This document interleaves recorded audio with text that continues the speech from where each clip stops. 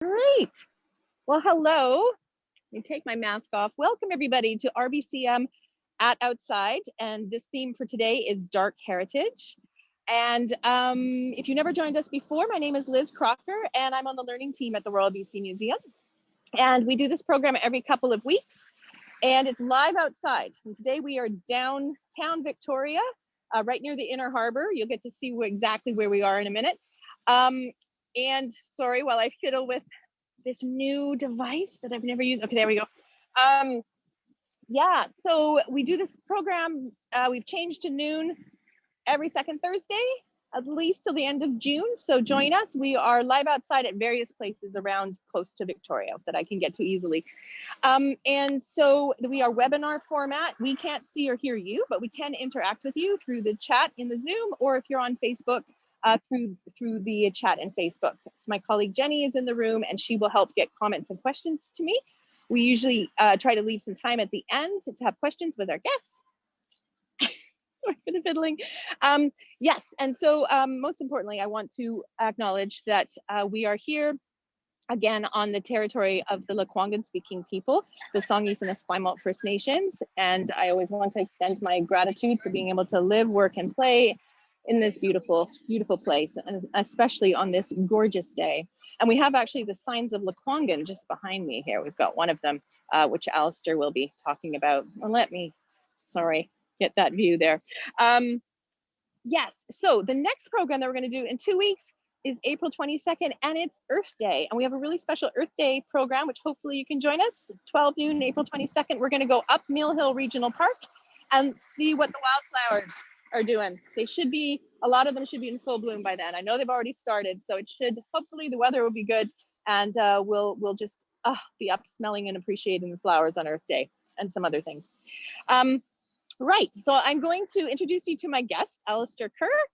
Let me get him in view again here. Oh my goodness, sorry, it's a new gimbal I'm working with.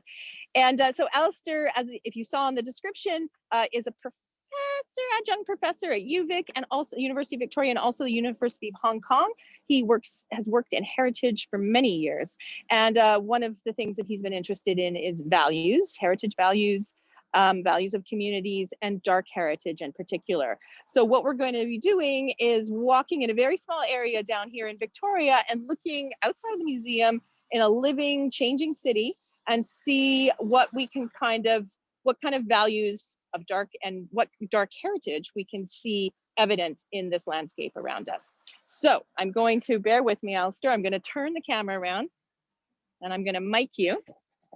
I'm going to do it. Yeah, you can go ahead, take your mask off. And there we go. So you should be mic'd. Am I on air now? Hello, everybody, and welcome to this podcast. I'm going to talk today, Liz has said, about dark heritage, but really I'm going to talk about heritage values. I'm not going to talk about what are heritage values, but the nature of the values, which is really critical. And every story we tell has a backstory. In Jungian terms, we'd call that the shadow. But it's also the darker side that hasn't been told that needs to be drawn out. And we're going to look at 3 sites today. We're going to look at this site here first, which is a National Historic Marker to Fort Victoria. And then we're going to look at the building next door over here, which was the original Customs House, the first federal building in the province of British Columbia. And then we're going to finally end up on the other side of Wharf Street, looking at the first commercial row in British Columbia. So those are the 3 places we're going to look at. But I'd like to start with the sign here. Most of us see these signs all over the place. And there's hundreds and hundreds across the country. And it's part of what's called the National Commemorative Program. And it's about people, it's about places, and it's about events. This program begins in the 1920s and is still going today. So a lot of these plaques have been put up for close to 100 years now. What's really interesting when you read these stories of the plaque, this is about Fort Victoria. This was a story that goes back to the 1920s. In history in the 1920s, we looked at colonies as important places. We looked at the fur trade. We looked at the great men view of history. And as we all know, that has changed quite dramatically. So while this looks at Fort Victoria, It is a point of view which is told from the 1920s to 30s. So when you look at this, is values, it's really important to understand values in a period of time. The, the values back in the 20s are going to be different from the 50s, which are going to be different from the 80s, which are going to be different from today. So we say values are situational. You have to look at when and who were actually coming up with these particular values. So if it's situational, it means there's no such thing as one value that's good for all time. People create values, and people create different ones over time. This is what we call is they're socially constructed. So if there's different values over different time, it only makes sense different people are going to have different values. So any place is going to have a multiplicity of values. What you have here is just one point of view of values. It doesn't tell the others. And sure enough, soon as we have a multiplicity of values, they're going to conflict. And so we say that values, the term that's often used is it's called they're contested. So we're going to look at that, and we're going to look at the dark side, the backstories to these, or the shadow side in Jungian psychology. So if you look at this, it talks about the fur trade. It talks about the importance of how settlement was, and it begins in Canada. But there's not a single word here about the Indigenous peoples. And so really, it's a very truncated story. And so today, because today we're much more akin to stories about women, stories about Indigenous people, and stories about cultural ethnic minorities that are not Canadian, not English or French. And so these are more coming to the fore to be told. So next to this one is this Lekwungen Spindle World, which was put up about 15 years ago, somewhere in that nature. And what I really like about what goes on here is while this is a story that's told in the 1920s on Fort Victoria, what the Spindle World does is says, well, wait a minute, the Lekwungen people were here, had been here for thousands of years before the European settlers had come. And so this Spindle World, which is a beautiful piece, is put up to symbolize the culture of the Lekwungen people. So you have that there, and Liz is just going to show you there. And then there's another interpretive sign here, which talks about these signs all around the inner harbor. And what's interesting about this, the little bit of dialogue it says here, is that the construction of the fort was done by the Lekwungen people. The fur traders and Indigenous peoples, wherever they went, had formed a kind of symbiotic relationship, which ultimately is better for the fur traders. And what happens here, this is a radical break from thousands of years of a cultural tradition. But there is this relationship between fur traders and Indigenous people, which at times doesn't work particularly well, but at least there is a relationship that goes on. This is really the beginning of a major change. And so the shadow side of this story is not just we haven't told the story of the Lekwungen people. The shadow side is it's really the devastation of their culture, which we're still feeling the effects of today. So to really understand today, we have to look at this as a tradition that carries through. When we go and look at the commercial buildings, we're moving from the fur trade then into the industrial era. And in the industrial era, there is no need to partner with Indigenous people. They become the deep background. If they appear in our histories, if you go back to histories, especially when I was growing up and going to school, is once you got into the industrial period, if First Nations people appeared, it tended to be a problem for the settlers, not that the settlers were a problem for the Indigenous people of the country. So to keep this in mind, that these stories, keep in mind that values are from a point of view, they're held by groups of people, different groups will have different values, and there will always be conflicts. I don't know of a single site where you cannot have a conflict because there are different points of view.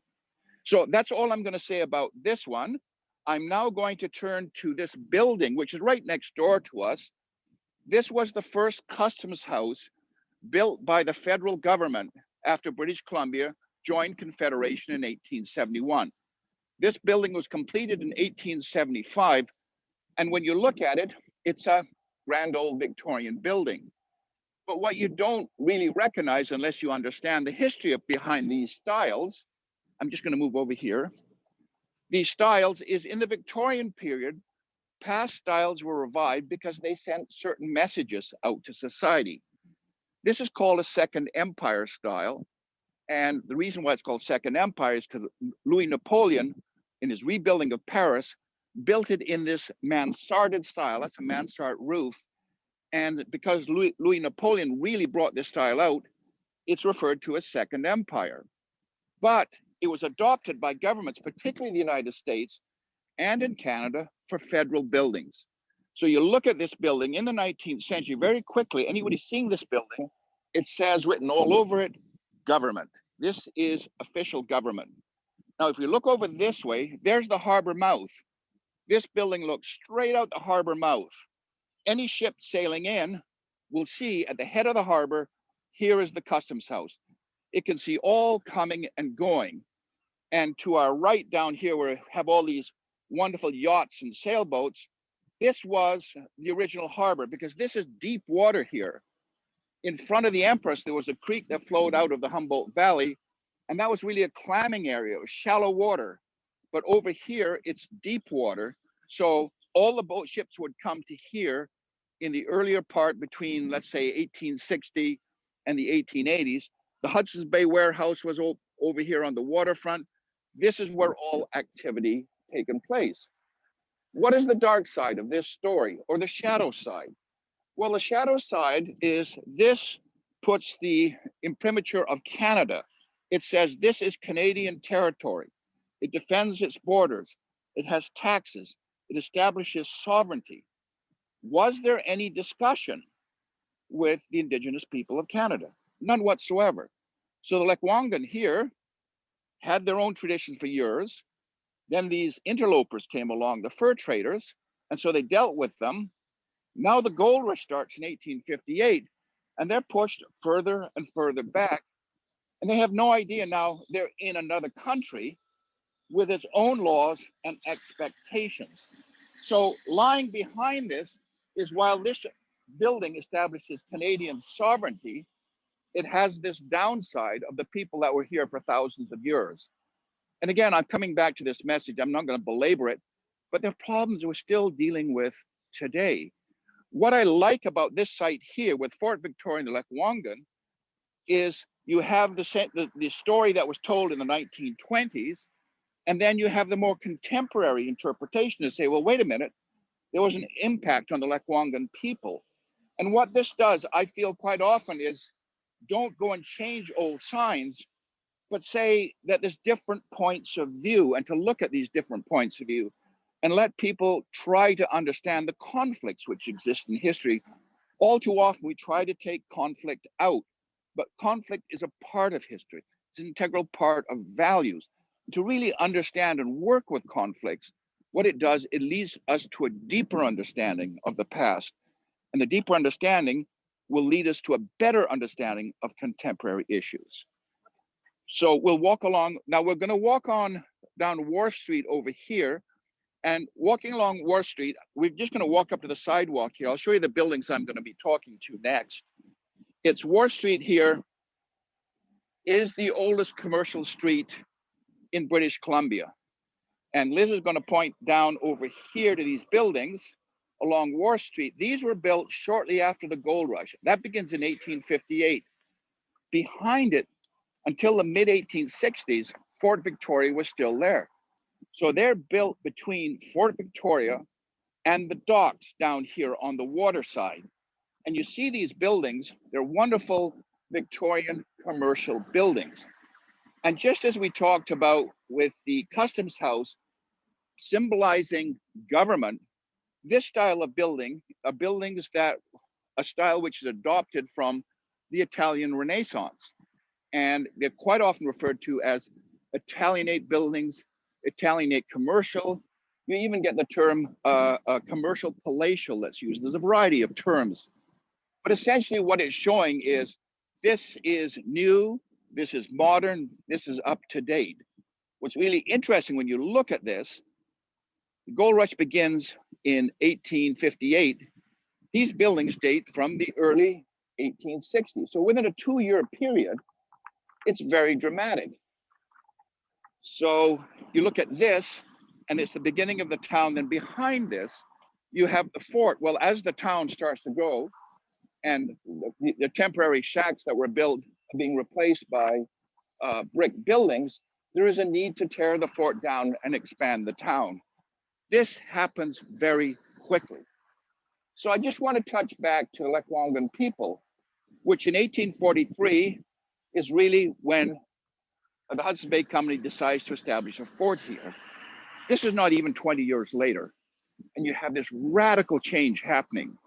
We tend to look at these and say, these are wonderful historic buildings, but we don't think in terms of wonderful pieces of historic architecture, what it meant for the traditional people who lived in the area and the displacement that it causes. This begins the tradition where there is no real collaboration with First Nations people. This really is a tradition where what you have here is the Industrial Revolution suddenly appears on the waterfront. So we're going to walk up this way a little bit if we can. Okay, I'll walk up here. And yes, let's have a question. Yes, there's a question. It's from an anonymous attendee that says, are the columns on that building have the medical signs on them? I don't know exactly what that's very interesting. It does have that appearance. That doesn't have anything to do with a medical building. It's just all part of the symbolism you find coming out of the Italian Renaissance period. And a lot of this tends to be more decorative than anything. What's important when we see that row, let's move up a little bit closer so we can see it, is that in the 3-story building and the far one, which is 2-story, the fronts along there are all cast iron. And this is prefab. And if you look at on the bases, we're not going to walk across the road because you can't really see the buildings when we go across the road. But on the base, at one point it says Albion Iron Works, 1880s, which is Albion Iron Works was in Victoria. But at the far end, it says P. Donahue, SF, California, 1861. So really, these were cast in a San Francisco foundry, and anywhere there was water transportation to move these two, this is like instant architecture that's moved to the frontier. We have an idea about the frontier that somehow it's a slow growing process where people are really using traditional handcrafts. It's not true. We're right bang in the middle of the Industrial Revolution. When we think of what's going on in Eastern Canada, particularly the Eastern United States and Europe, we're in the height of the Industrial Revolution. And what this means is here in Victoria, this comes very, very quickly. So overnight, this occurs, and now you have a radically different kind of building than what the fort represented. Liz and I were talking before the class, and I said, you know, these buildings here date from the early 1860s. Within 25 years, you have the completion of the CPR Transcontinental Railway, which means that industrialization has really happened because now large-scale mining can happen once you have railways in. The Great Northern had pushed through in the late 1860s, just south of the border. Spur lines were driven up and down, and you have this radical change. Now I want to go back to the Lekwungen people. So if you were, let's say, a young man or a boy in the 1840s, a girl or woman, in the early 1840s, really by the 1880s, 40 years later, it's a completely different world. It's radically changed. And so when we talk about this notion of dark heritage, where I've spent most of my time looking, are sites of atrocity, sites of murder, sites of genocide. Those are what we call the really dark side. But this is perhaps more what you might call the shadow side, the side that's not really told or brought out or understood. What we will do is we will interpret the story of Indigenous peoples, but as if they were traditional people, instead of people that are traditional people trying to come to terms with a radically changing society around it, where people are not trying to fit in with them, but they have to fit in with the larger settler society that comes. So a lot of this kind of building, this kind of architecture, while it's really interesting Victorian architecture, I think these are superb examples of Italianate buildings. There is the backstory. And the backstory is so little told and understood. And what I find really interesting happening in history, like with the Lekwungen spindle whorls, is we're beginning to tell that story. And I think that the more we begin to tell and understand the diversity that exists here and the conflicts, we'd come to a better understanding of contemporary issues within society as a whole today. So you look at these buildings, I mean, this building style in wooden form appears throughout the small mining boom towns. You know, the false front is based on the Italianate style building here. And so many of our buildings for the next 30, 40 years is going to take this shape, take this form, and appear throughout our towns in British Columbia. Okay, thank you, Alastair. Yes, we have a couple more questions. So one of them is this the building that would come from San Francisco? Yes, it is. It is. In fact, at this end up here, down here is Albion Ironworks. But if you look close to the Bastion Square up over there, down at the bottom on the foot, it says P. Donahue, Union Ironworks, SF Cal, San Francisco, California. Yes, 1861 is the date that's given on that. That's when they were cast in the foundries. Wonderful. We have a couple more questions. Yes, please. One was, why was the well put in the yacht building? The well put in the yacht building. In this building here? I'm not 100% sure. I'm not quite sure what the question is.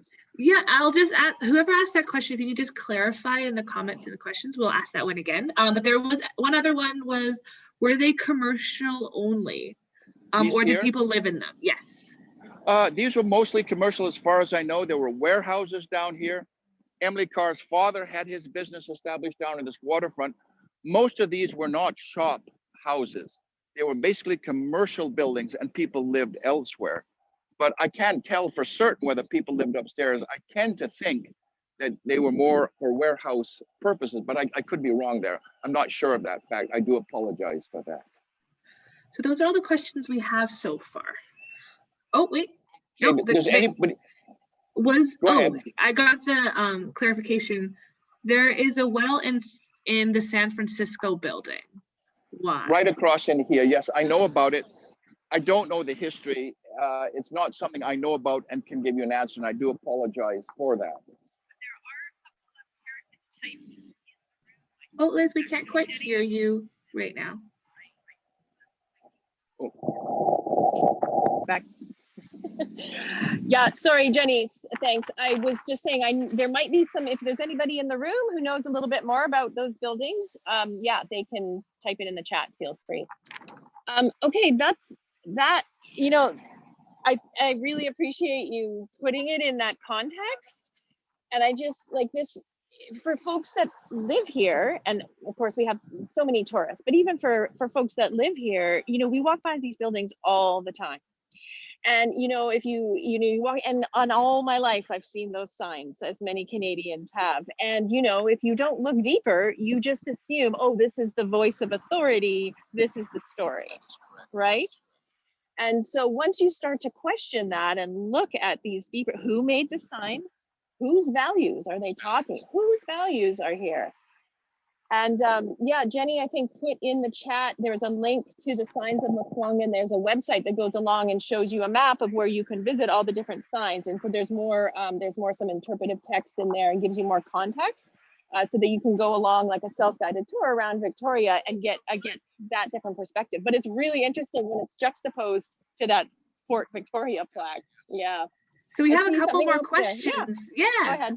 So one of them is the entire front of these buildings cast? No, it's just this first floor here. And I believe up above, if you look at this on the second row, you can see some cast ones up there, but the other ones are not. They will be mostly a brick construction, brick and terracotta for most of that. But what's the best part is on this first floor, where you can see there's that brick building over there, which doesn't have a cast iron front.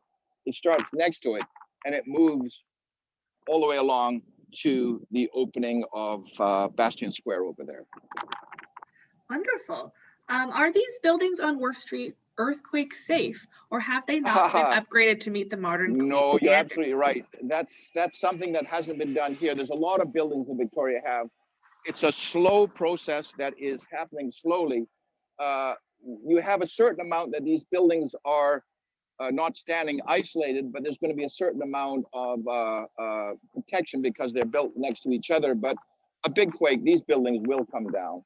And so it's hoped for over a period of time that a lot of these buildings will become more seismically improved so they can withstand a stronger quake. Keep in mind, when you have seismic protection, it's not about saving the building per se, it's about life safety issues. It's about people in the building that can get out. That's the big drive behind it. These big quakes, a big quake is not going to, you're going to have to completely rebuild a building like this to withstand a larger quake. Thank you so much for that answer. Another thing kind of related to the location was the road where it is now, or was the water closer at the time? Close, you're absolutely right. This was a road, and behind us from where that was the old Hudsons Bay warehouse. And those in Victoria that come down to the waterfront, it's a really interesting wall. If you can just turn around, Liz, and we can look out here. This parking lot, of course, there was the warehouse was here, but this is all landfill in here, which is quite considerable because this was a deep, deep harbor. So here, there were buildings here, but the harbor was a lot closer to where the harbor is today. Lovely. And I put in the chat and in the comments earlier on the exact location on Google Maps where they are, if people wanted to check that out. We have a bunch more questions, which is great. Okay. How many of these buildings in Victoria were accessible to Indigenous peoples at the time? Well, that's really interesting. It's Indigenous people were here, and these buildings were really catering to the settler society. And there is a lot of conflict that takes place between Indigenous people and the settler society that comes here. Were they accessible? It depends upon who it is. It depends upon what the business is, and it depends upon what the situation is at the time. It's a bit of a hard answer, but it's basically these buildings are built for the modern, evolving industrial society of the West that's coming out here. For sure. And there was another question related to that were the Mukwang part of the Douglas treaties? If so, did they retain any rights to hunting, fishing, harvesting in the inner harbor? Well, there was the Douglas treaties, and I read the Douglas treaties a long time ago. I'd have to go back and look at that. But essentially, other than the Douglas treaties, initially, there were no treaties whatsoever. And there was this legal term called terra nullius. Because the people moved with the seasons, they moved with hunting, they moved in different areas, it was assumed that nobody settled the land. It's looking at a very European view of settlement, whereas for Indigenous people, this was settlement. But so back then, this leads into, well, nobody's occupying this land.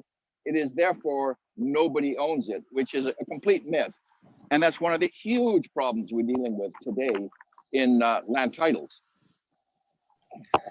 And, is Liz about Jenny, to say? Yeah, you can put it back in, Alastair. All right. When my fingers are frozen, it's hard to flip that camera. I just wanted to add that we have the Douglas treaties are in the BC archives, and I don't know if you can find it in time, Jenny, but they were on the 100 objects of interest site. You might be able to put a link there. And I'm pretty sure the Lekwungen speaking people are part of the Douglas treaties.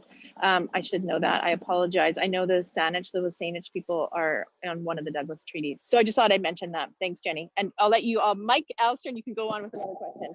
Perfect, yeah. Well, while I look up that, I do have a couple more questions. One, okay. I think you've kind of touched on it a bit already, but why was Fort Victoria moved?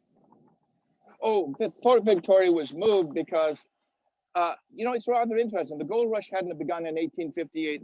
The fort probably would have been there a lot longer. But in 1858, some 30,000 people suddenly descended upon this tiny little hamlet that existed here. And they started building this town all around them. And so there was tremendous pressure to move back. And it was really out of date by the mid 1860s. The Hudsons Bay Company built its warehouse here. So it had its warehouse and it didn't need the fort anymore. So that's one of the reasons why it was removed. Thank you. Can you say more about the Spindle whirl? How big are they? What materials were used? And were they used before European contact? Okay. I'm gonna let Liz answer this one. Well, a couple of things. The spindle whorls were used in weaving, as far as I know. I'm not the person that should be answering that question. But if you go to that link that Jenny put, it will tell you where those, they're not statues, sculptures of the spindle whorls are across the city, if that's what you're asking. If you're asking about the actual purpose of them, there's probably information about that on the Songhe's website. I think they have a really good website. And also on the RBCM, you can go on our corporate website. If you go into collections, you can search for spindle whorls and you'll see some of the spindle whorls that are in the collection there. And there's probably some information there as well. There might be some on our learning portal, some information. But that's a good question. Thank you for that. I am not the person that should be answering that question, so I'm going to defer that a bit. Is there another question, Jenny, I can put to Alastair? Yes, there's one last question that I have here is, in that geographic part of Victoria, which other cultures were impacted by value differences besides Indigenous people? Chinatown comes to mind. Well, exactly. That's it's one of the things I thought of was to really deal with the Chinatown side, but John Adams is much better to tell that story. He's much more up to date. But you're absolutely right. The 19th century was a terribly racist period, and so the Chinese started coming here in 1858. So right when the gold rush begins, and throughout this period, and they were definitely treated as second-class citizens, as anybody was who wasn't a white European. It was very much a very racist period. And so, and even within the Europeans, there was a hierarchy of who was on top and who was down below. And it was an unfortunate time. But what's the positive thing is we're now coming to terms, we're looking at that. And I think really what's interesting in the big revival of Chinatown during the 80s and the 90s and the building of the Gates of Harmonious Interest is this notion is that the very, very important part of our community was provided by other immigrant groups who came here. And there's a National Historic plaque, and all of Chinatown is a National Historic Site today.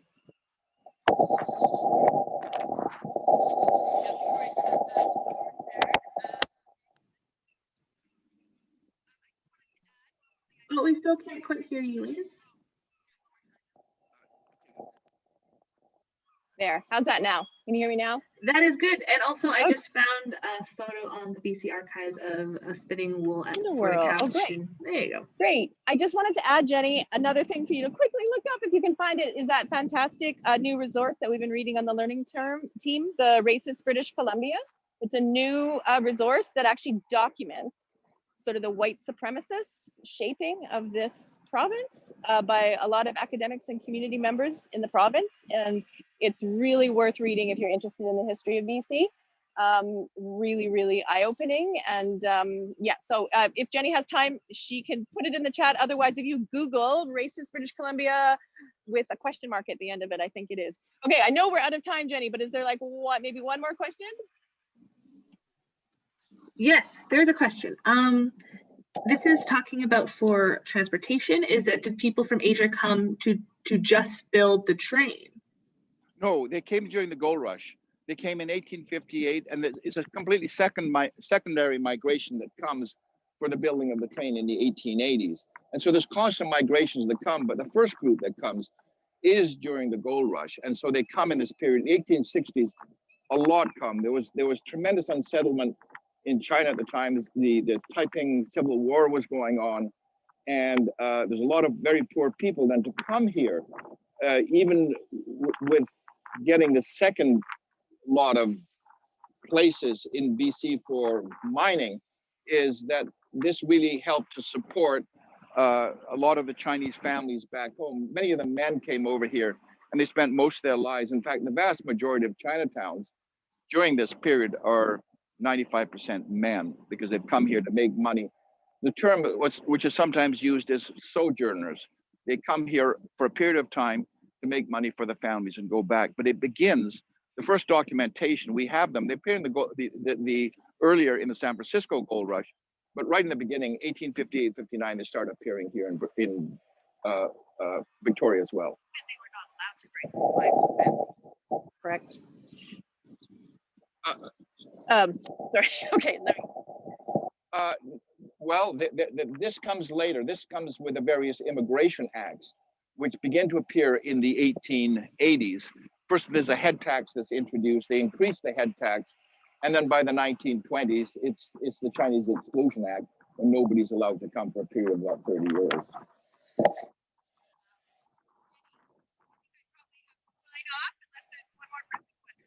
No, there's no more questions, but we still can't quite hear you, Liz. Okay. Here? Yeah. Yeah. Okay, now can you hear me? Yes, we can hear you, and I did find that PDF for the challenging. Yes, I saw that. Challenging racist BC. That's what it is. Highly recommend. So thank you very much, everyone, for joining us. Thank you for your engaging questions and being involved and just joining us in these programs. It's just wonderful when we can't meet with you in person. We feel connected. So I want to thank Alastair Kerr for joining me today, and I apologize. Working this new gimbal. There's Alastair. Thank you. Stay safe, everybody. Stay safe, and I hope to see you in a couple of weeks on Earth Day. Bye-bye.